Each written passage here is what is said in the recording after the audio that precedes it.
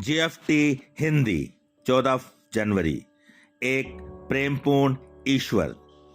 एक उस शक्ति के बारे में हमारी समझ हम पर निर्भर है। इसके बारे में मार्गदर्शी सुझाव सिर्फ यह है कि यह शक्ति प्रेमपूर्ण देखभाल करने वाली और हमसे बड़ी हो। बेसिक टू पृष्ठ 23।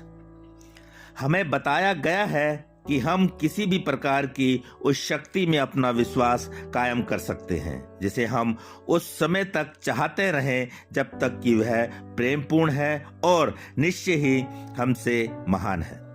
लेकिन हम में से कुछ एक ऐसे भी हैं जिन्हें इन जरूरतों से कुछ परेशानी होती है।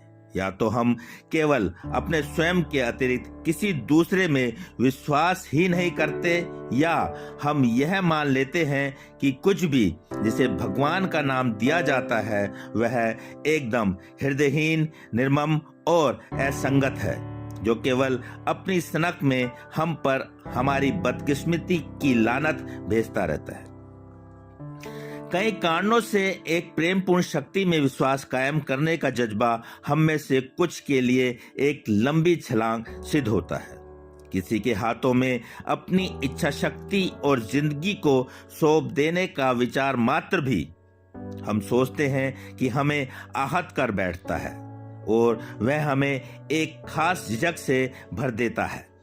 अगर हम कार्यक्रम में इस विश्वास को लेकर आते हैं कि ईश्वर न्यायकर्ता और क्षमाहीन है, तो इससे पहले कि हम कार्यक्रम के तीसरे कदम के साथ अपना तालमेल बिठा सकें, हमें अपने को ऐसे विश्वासों से मुक्त करना होगा। सुधार में हमारे अपने सकारात्मक अनुभव ही हमारी अपनी समझ की ईश्वर में हमारी निष्ठा कायम कर सकते हैं।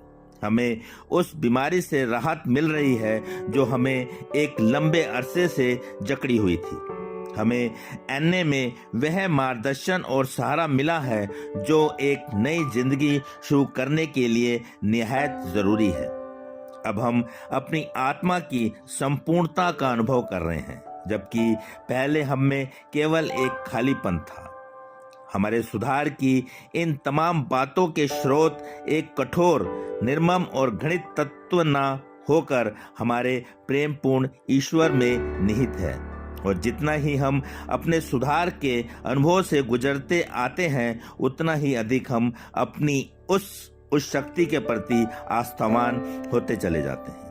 सिर्फ आज के दिन मैं अपने दिल और दिमाग को खोलूंगा ताकि यह विश्वास कर सकूंगा कि ईश्वर प्रेमपूर्ण है, और अपनी प्रेमपूर्ण उस शक्ति पर भरोसा रखूंगा कि वह मेरे लिए सब कुछ करेगी जिसे मैं अपने लिए नहीं कर सकता।